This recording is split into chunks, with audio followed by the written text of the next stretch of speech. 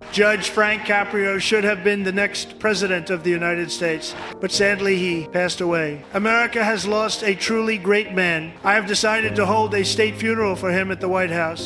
He wasn't just a judge.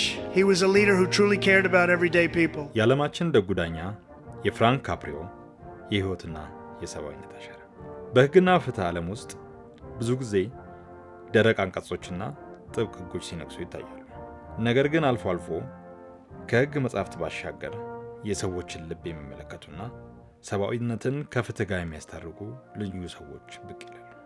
ከነዚህም መካከል በዓለም ዙሪያ በሚሊዮኖች ዘንድ በዓለማችን ላይ በጣም ደጉ ዳኛ የሚል የፍቅር ስም ያተረፉት ዳኛ ፍራንክ ካፕሪዮ ቀዳሚውን ስፍራ ይዛሉ። የእርሳቸው የፍርድ ቤት ችሎት ኮርት ኢን ፕሮቪደንስ በተሰኘ የቴሌቪዥን ፕሮግራም አማካኝነት ለዓለም ሲተዋወቅ ፍትህ ማለት በጭፍን መቅጣት ሳይሆን የሰዎችን ችግር መረዳት፣ ማዳመጥና ሁለተኛ ዕድል መስጠት መሆኑን በተግባር ያስተማረ የሕይወት መድረክ ሆኗል። ፍራንሲስ ፍራንክ ካፕሪዮ እንደ አውሮፓ አቆጣጠር ህዳር 24 ቀን 1936 በዩናይትድ ስቴትስ ሮድ አይላንድ ግዛት ውስጥ በምትገኝ ፕሮቪደንስ ከተማ ከጣሊያን ስደተኛ ቤተሰብ ተወለዱ። አባታቸው አንቶኒዮ ካፕሪዮ ፍራፍሬ በመሸጥና ወተት በማከፋፈል ቤተሰባቸውን በትጋት ያስተዳድሩ ነበር። ዳኛ ካፕሪዮ ገና ከልጅነታቸው ጀምሮ ጠንክሮ የመስራትን ዋጋ ከአባታቸው ተምረዋል። ጫማ በመጥረግና ጋዜጣ በመሸጥ የመጀመሪያ ገንዘባቸውን ማግኘት የጀመሩት ገና በለጋ ዕድሜያቸው ነበር። ይህ ሥራ መደብ ሰፈር ውስጥ ያሳለፉትን ሕይወት ለችግርና ለተራው ሰው ሕይወት ጥልቅ ግንዛቤ እንዲኖራቸው መሰረት ጥሎላቸዋል። በትምህርታቸው ብርቱ የነበሩት ካፕሪዮ ከፕሮቪደንስ ኮሌጅ የመጀመሪያ ዲግሪያቸውን ካገኙ በኋላ በቦስተን በሚገኘው የስፎልክ ዩኒቨርሲቲ የሕግ ትምህርት ቤት ተመርቀዋል። የሕግ ባለሙያ ከመሆናቸው በፊትም የማህበረሰብ አገልግሎት ፍላጎት ስለነበራቸው የአሜሪካ መንግስትና ታሪክ መምህር በመሆን አገልግለዋል። በመጨረሻም ወደ ሕግ የፖለቲካው ዓለም በመግባት እንደ አውሮፓ አቆጣጠር በ1985 የፕሮቪደንስ ከተማ ማዘጋጃ ቤት ዋና ዳኛ ሆነው ተሾሙ። ይህንንም ኃላፊነት ለአራት አስርት ዓመታት በታማኝነት ተወጥተዋል። የዳኛ ካፕሪዮን ስም ከፕሮቪደንስ ከተማ አልፎ ለዓለም ያስተዋወቀው ኮርት ኢን ፕሮቪደንስ የተሰኘው ፕሮግራም ነው። በመጀመሪያ በአካባቢው ቴሌቪዥን ጣቢያ ብቻ ይተላለፍ የነበረው ይህ ፕሮግራም የዳኛ ካፕሪዮን ለየት ያለ የችሎት አቀራረብ መዝግቦ ያሳየ ነበር። የትራፊክ ጥሰቶችንና ሌሎች ጥቃቅን ወንጀለኞችን የሚመለከት ችሎታቸው ደረቅ የሕግ ሂደት ከመሆን ይልቅ በእርሳቸው ገር ቀልድ፣ ትዕግስትና ጥልቅ ርኅራኄ ታጅቦ ወደ ሰብአዊ ድራማ ተለወጠ።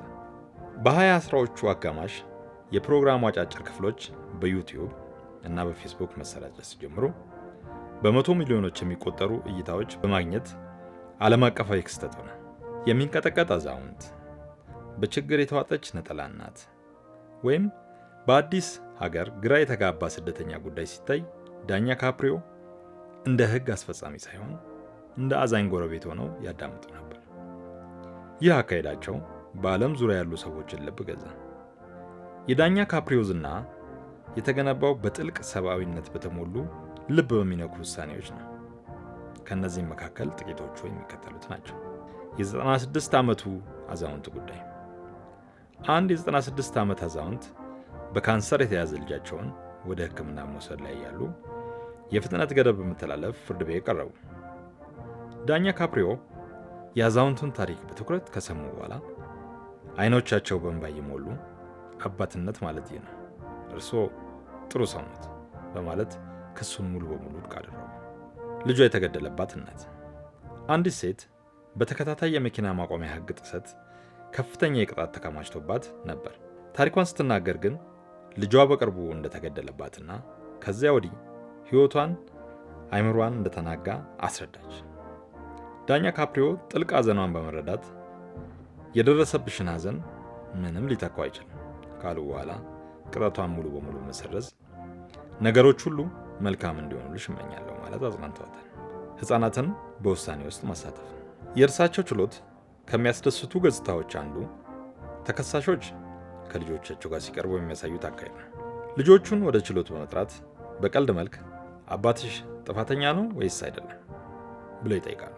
ልጆቹ ጥፋተኛ አይደለም ብለው ሲመልሱ የቤተሰብ ፍቅር በማክበር ክሱን ውድቅ ያደርጋሉ።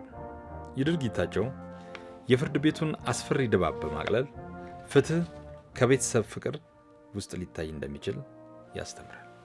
የዓለም መገናኛ ብዙሃን ዳኛ ካፕሪዮን በአንድ ድምፅ አድንቀዋቸዋል።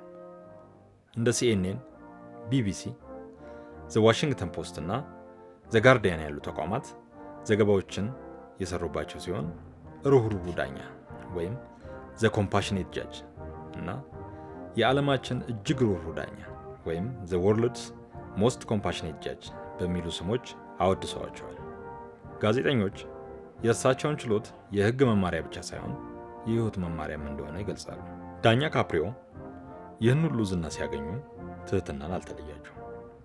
በአንድ ቃለ መጠይቅ ላይ የፍልስፍናቸው ምንጭ አባታቸው እንደሆነ ሲናገሩ አባቴ ማንም ይሁን ማን ሁሉም ሰው በአክብሮት ሊያዝ ይገባዋል ብለውኛል በማለት ያስታውሳሉ። ይህ ቀላል መርህ የፍርድ ቤታቸውን ችሎት ከፕሮቪደንስ አልፎ የዓለም የርኅራኄ ተምሳሌት እንዲሆን አድርጎታል።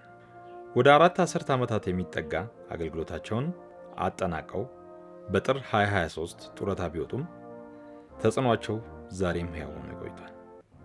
የዳኛ ፍራንክ ካፕሪዮ አሻራ ሕግ ሳይሰበር መታጠፍ እንደሚችል፣ ሰብአዊነትና ፍትህ ጠላቶች ሳይሆኑ አጋሮች መሆናቸውን ያስታውሰናል። እርሳቸው ምህረት ድክመት ሳይሆን የፍትህ ጥልቅ ጥንካሬ መሆኑን በተግባር ያሳዩ፣ በዓለም ዙሪያ ለብዙዎች የመልካምነት ተምሳሌት የሆኑ ታላቅ ሰው ናቸው። ነፍሳቸው በሰላም ትረፍ።